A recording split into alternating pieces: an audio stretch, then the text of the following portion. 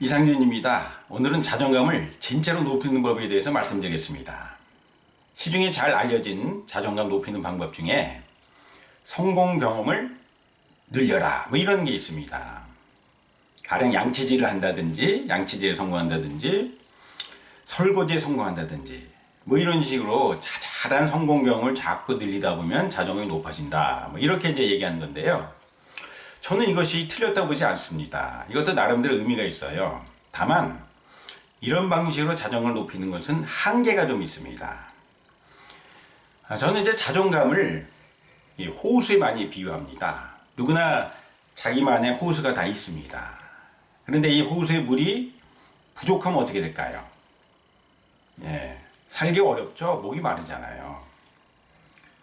그래서 이 자존감이란 것은 이 호수의 물을 가득 채워줘야지 내가 이제 살만하고 살 가치가 있는 사람이다 이렇게 생각한다는 거죠.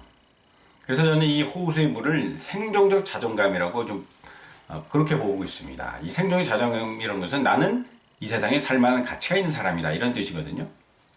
그런데 이 생존적 자존감이 아주 충만하다는 것은 내가 이 세상에 살만한 자격과 가치가 있다는 그런 개념이지 내가 이 세상을 잘 산다는 거하고는 조금 다릅니다. 가령 내가 내 호수에 자존감을 가득 채워서 이 생존의 자존감을 가득 채워서 물을 가득 채웠다고 생각해 보십시오. 나름대로 흡족하죠. 그런데 옆을 딱 봤더니 다른 사람들의 호수는 훨씬 크고 물도 풍성해요. 그럼 어떻게 생각하겠습니까? 조금 위축되죠? 네, 그런 겁니다. 이렇게 자기만의 호수에 물을 채우는 이 생존적 자존감 개념은 내가 이 세상에 살만한 자격이 있다라는 생존의 최소 조건, 즉 최저 생계비 개념이에요. 이것이 내가 진짜 당당하고 멋있게 잘 살고 있다고는 조금 다른 얘기라는 거죠. 자, 그러면 정말 내가 멋있게 잘 살고 있다. 이것은 어떻게 표현할 수가 있을까요? 그것은 이제 이타적 자존감을 표현합니다. 이 이타적 자존감은 나는 세상에 도움을 주는 가치 있는 사람이다 라는 뜻입니다. 자, 이타적 자존감은 생존적 자존감 호수에 비유했지만 이 이타적 자존감은 댐에 비유할 수 있습니다. 우리가 댐을 내가 한번 건설한다고 생각해 보세요. 이 댐을 통해서 다른 사람들의 호수에 물을 공급할 수가 있겠죠. 그럼 내가 뿌듯하겠어요? 뿌듯하지 않겠어요? 뿌듯하겠죠. 더욱이 내 호수에 물이 고갈될까 걱정, 그건 아예 기본이, 그런 걱정은 이제 기본을 안 하게 되고, 그건 기본으로 되는 것이고, 더 나아가서 나는 다른 사람들한테 도움을 주는, 물을 공급하는 정말 가치 높은 사람이 되는 것이죠. 이것이 이제 진정한 자존감의 수준이고, 이것을 제가 이제 이타적 자존감이다라고 표현하는 것입니다. 자, 그럼 이타적 자존감을 높이기 위해서는 어떤 방법이 있을까요? 두 가지가 있습니다. 하나는 명상이고 또 하나는 선행입니다. 친절. 자, 이 명상은 어떻게 자존감을 높일까요? 명상이라는 것은 이런 원리입니다. 간단하게 설명드리면 우리 뇌는 이제 현자의 뇌가 고차원적 뇌를 담당하는 현자의 뇌가 이제 이타적 자존감의 근원인데 이 현자의 뇌가 이 짐승의 뇌, 욕망과 감정을 담당하는 이 짐승의 뇌, 야성의 뇌를 통제하는 구조로 되어 있습니다.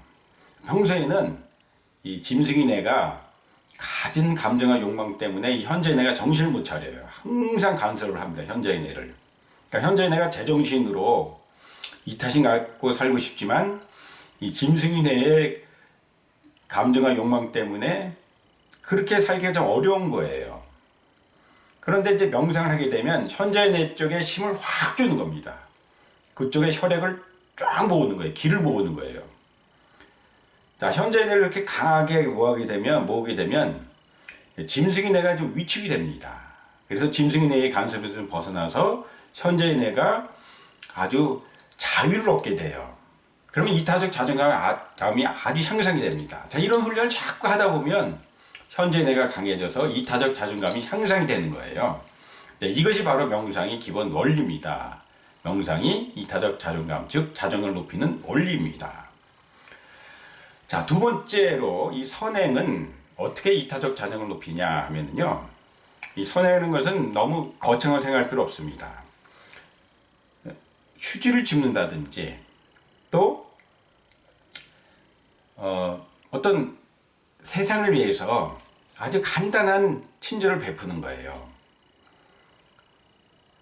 그러니까 선행이라 그래가지고 김범수 의장처럼 전 재산의 절반 5조원을 이렇게 기부한 그런 것도 이제 선행이긴 한데, 그렇게 거창하게 하지 않는다 하더라도 우리가 일상생활에서 평소에 친절을 베푸는 것들, 이런 것들이 바로 이제 선행인데, 자, 이 선행이 어떻게 이 이타적 자존감을 높이게 되냐면요, 내가 자꾸 뭔가 세상을 위해서 자꾸 공헌을 하는 거예요. 그러면 마음이 뿌듯해집니다. 그러면 이타심이 자꾸 늘어나는 거거든요. 그러니까 마치 이제 근육 운동이나 똑같습니다. 그리고 아령을 통해서 우리가 이렇게 자꾸 운동을 하다 보면 근육이 점점 굵어지잖아요. 마찬가지로 우리가 작은 선행을 자꾸 베풀다 보면은, 작은 친절을 자꾸 베풀다 보면 이 현재의 뇌가 짐승의 뇌를 통제하는 그 통제 신경 다발이 있습니다. 그 다발이 점점 굵어지는 거예요. 마치 근육이 굵어지는 것처럼. 그렇게 되면 이 현재의 뇌가 짐승의 뇌를 잘 통제하게 될 수 있고 통제력이 점점 강해지겠죠. 자, 이렇게 되면 현재의 뇌의 통제력이 강해져서 이타적 자존감이 향상이 되는 그런 원리입니다. 자, 이렇게 명상과 선행, 이 두 가지가 가장 대표적인 자존감을 높이는 방법이라는 것을 기억하시기 바랍니다. 이것을 여러분이 많이, 이제 명상이라는 것은 조금 많이 이제 대중화되지 않았지만 선행은 당장 할 수가 있잖아요. 그래서 선행을 자꾸 실천하십시오. 우리가 자꾸 성공 경험을 늘린다, 제가 모두에 말씀드린 그 자존감을 높이는 그 방법이 틀린 건 아니지만, 성공 경험을 높이는 것보다 차라리 선행 쪽에 초점 맞춰서 성공 경험을 높여보십시오. 그러면 자존감이 진짜로도 높아질 수가 있습니다. 생존 요건을 넘어서 더 높은 차원의 자존감, 진정한 자존감을 높일 수가 있습니다. 여러분, 설탕은 다른 사람 앞에 나타날 때 당당하게 나타나죠? 그럼 소금은 어떻게 나타날까요? 짠! 하고 나타납니다. 이렇게 여러분, 이렇게 자존감을 선행을 통해서 자꾸 높이다 보면 세상 앞에서 여러분들이 당당하고 짠! 하고 나타날 수가 있습니다. 고맙습니다.